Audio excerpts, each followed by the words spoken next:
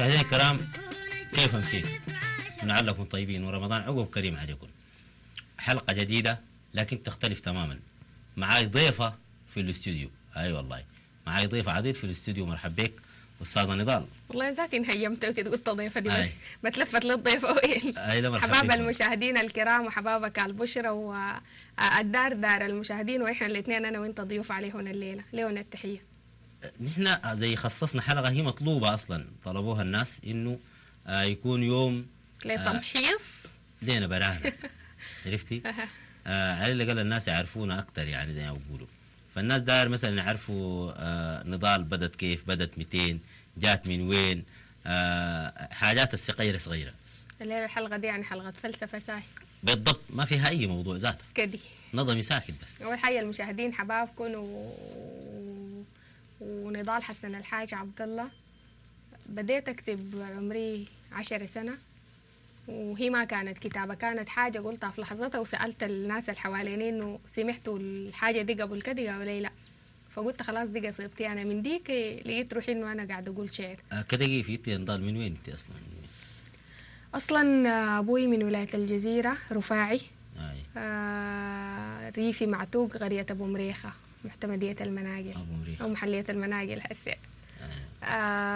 أمي شكرية من البطانة من ريف تنبول. بدينا لهم التحية ويعني نضال يا هندي. طيب 10 سنة أنت 10 سنة كتبتي قصيدة قلتي ولا كتبتي حاجة وقالوا لك دي قصيدة بتتذكريها؟ بتذكر منها حاجات هي زي ابتهال دعاء يعني.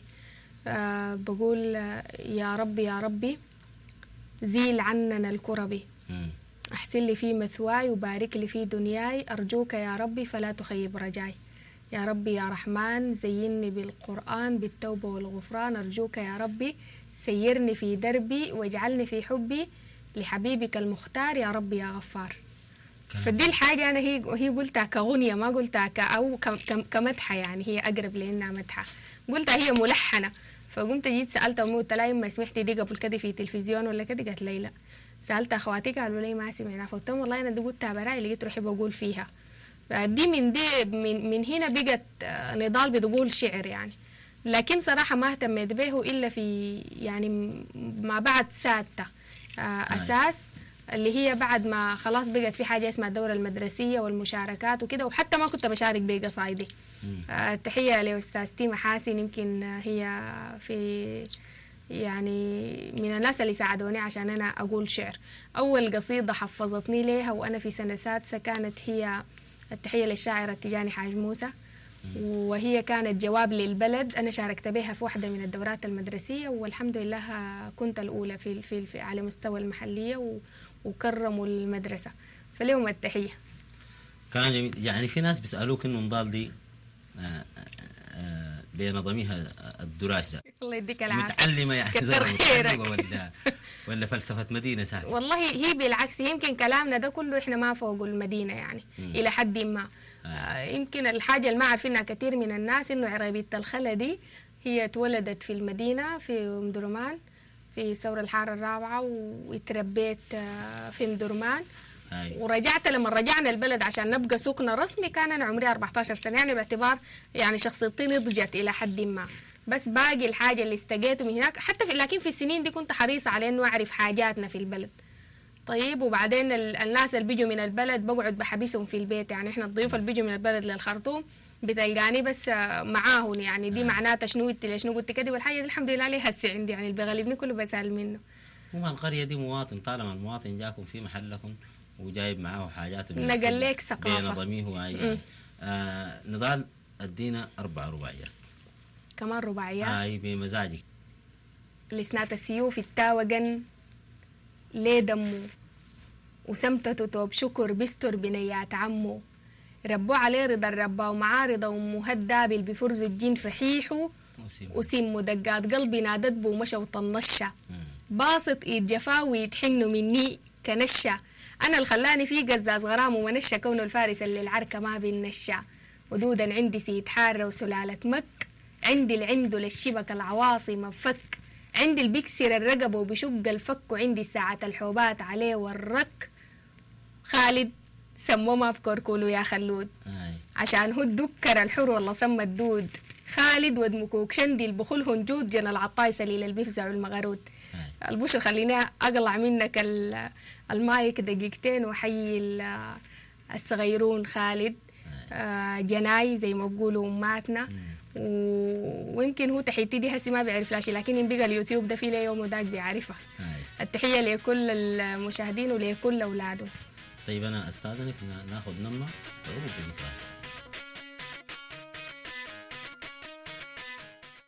وين يا خالي وين يا عمي وين البكن يا مو متسمي كما دكتني الظروف والناس علي بالسم كاتلاني مرشوم واتحننت بدمي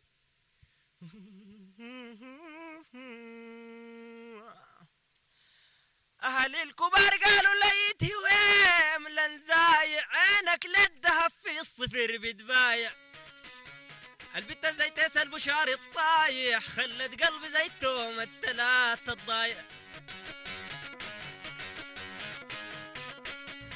رايك شنو في النمل؟ اخترناها لك خصيصا يعني. والله البشرة صراحة يعني يمكن الحلقة دي ذاتها طعمها مختلف بالنسبة لي ونكهتها مختلفة، ووسي الفنجان البشرة فيه ده ذاته شايفة طعمه مختلف. إلى حد ما هي لما يجيبك زول يقول لك تعال نعمل معاك مثلا حوار، انت بتكون متوجه سخيفة، الأسئلة حتعجبك ما حتعجبك حتجاوب كيف كده، لكن نحن تعودنا مع مشاهديننا في قهوتنا انه البساط يكون احمدي. ناخذ راحتنا عشان كده هسي ماخذين راحتنا شديد. نضال في ناس يعني انا خليهن الناس انا براي عارف انه نضال عندها قبول عند كثير من السودانيين او الحمد لله، ده لو ما عند كل السودانيين الحمد لله. الشيء ده شعر ولا عشان البساطه والحاجات اللي تجي حازماها من البلد دي ابيت تفكيها؟ في رايك يعني؟ والله انا بعتقد انه هو السؤال ده يمكن يكون بسيط في طرحه، لكن هو عميق عشان تجاوبه وانت محتاج تكون حريص كل الحرص عليه. يمكن هي تمامة من ده وتمامة من ده كانت كونت نضال. يعني انا في فهمي البسيط انه لو ما كانت نضال جايه بموروثاتها وعاداتها وتقاليدها وحاجات حقت البلد ما كانت بتكون قدر ده.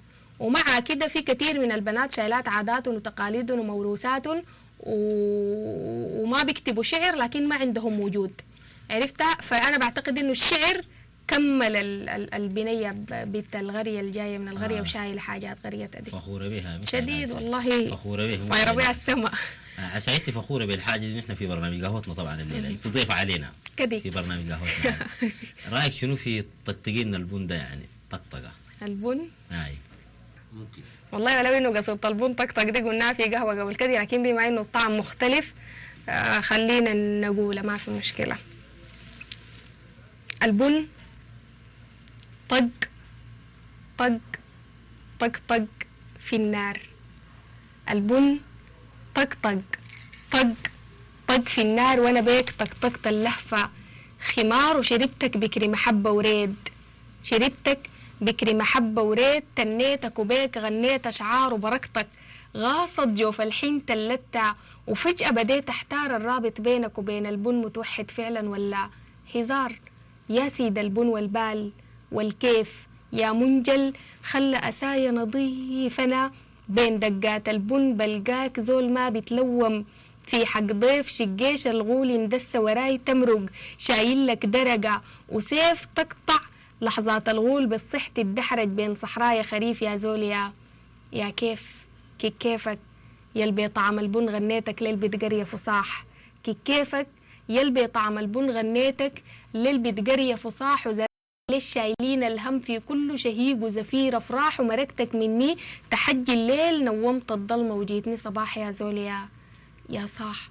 كيف انك وكيف هسع حالك غنايك ما وراك انك بتفرح بجيتك فالك وانه القمر الطول راجيك شان فرحة ريدك ما طالك ما نام الليل من قلة الضو ما ونس وحشة أطفالك يا زول كيف هسع حالك. وانا بسأل في البنات عنك نطا من نار طارا فوق قالا ذات دايرات حنك أنا بسأل في البنات عنك نطا من نار طارا فوق قالا ذات دايرات حنك دايرات وكتين التنتنة يطلع صوت يا رايع منك وأنا ذاتي بدور النيل والليل يتزاوج ويشربوا من دنك يا زول كيف حالك وكيف إنك ويا سفر البن قلي وغليان مالك متوسد أحزانك مالك متحير بين الضل والحر والشارع مليانك مالك متوهط قصر القول بتوزع للذل ألحانك مالك بتغنيك الواطة وسميتني زمان أنا فنانك والبن طق طق طق في النار وريك طقطقت اللهفة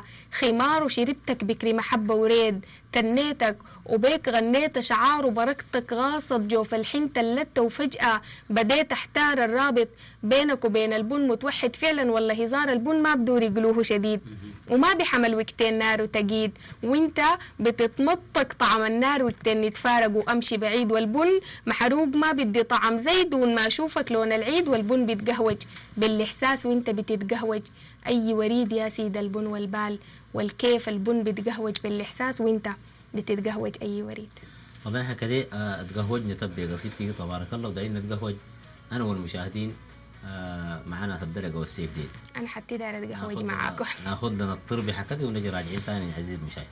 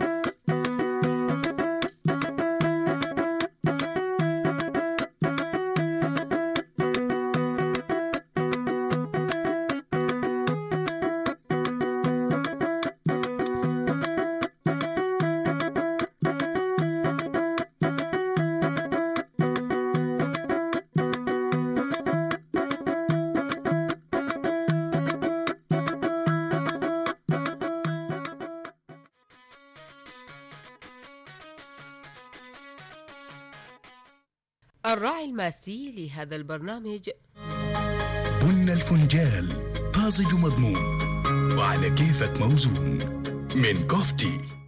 هذا البرنامج برعاية شركة النيل للأعشاب. هذا البرنامج برعاية سوداني.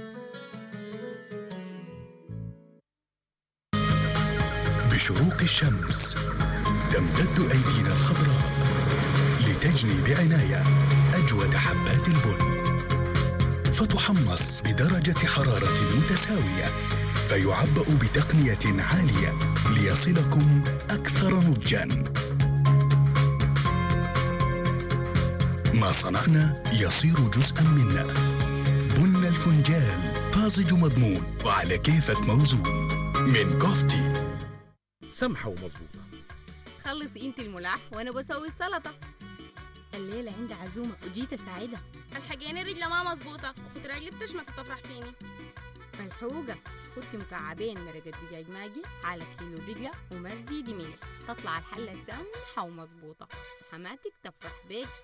انت وماجي والأكل البيتي ألذ. مناسبة سهل آمنة في كل مكان الآن فورية السد هسدي رمضان كريم. أعشاب بن علي اليمني خليط من أجود الأعشاب الطبيعية النادرة تساعد على الخصوبة والإنجاب عند المرأة والرجل. احذروا التقليد وتأكدوا من ختم مجموعة النيل العالمية على العلبة.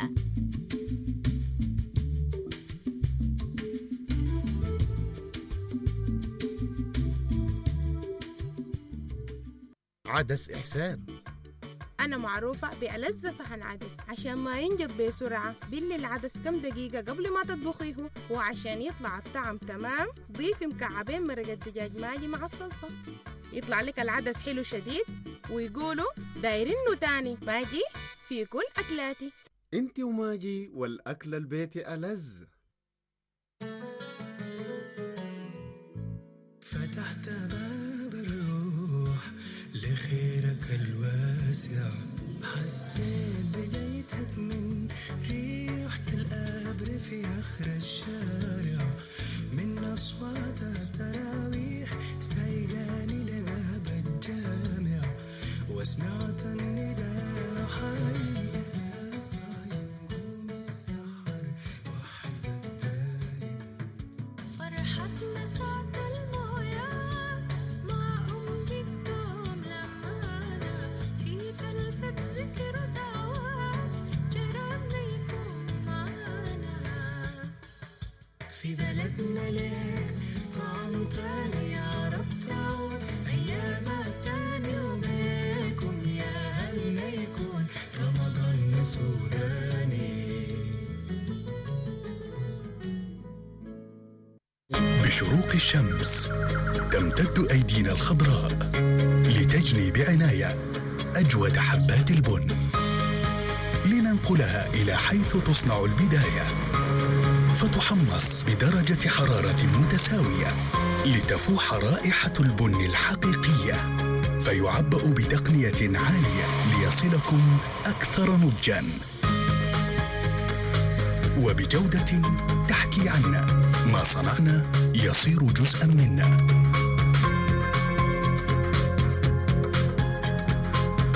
ما كان بعيداً أصبح واقعاً بيننا.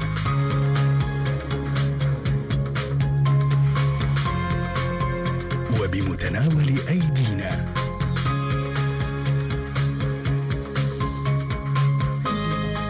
بن الفنجال طازج مضمون وعلى كيفك موزون من كوفتي.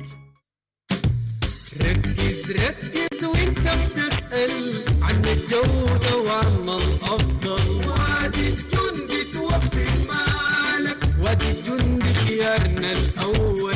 إسبيرات مضمون أصلية الياباني والكورية. وادي الجندي تعامل راقي، وادي الجندي 100%. تهنئ شركة وادي الجندي المحدودة لقطع غيار السيارات الشعب السوداني بحلول شهر رمضان المعظم، أعاده الله علينا باليمن والخير والبركات. فرع أبو المنتصر، الفرع الكوري، فرع المركز الرئيسي، فرع الجملة، فرع القضارف، وقريبا ترقبوا مفاجأة وادي الجندي بالعاصمة وولاية القضارف. موقعنا المنطقة الصناعية الخرطوم، شارع الخور. وادي الجندي، اسم يتردد في عالم يتجدد. الراعي الماسي لهذا البرنامج بن الفنجال طازج مضمون وعلى كيفك موزون من كوفتي. هذا البرنامج برعاية شركة النيل للأعشاب. هذا البرنامج برعاية سوداني.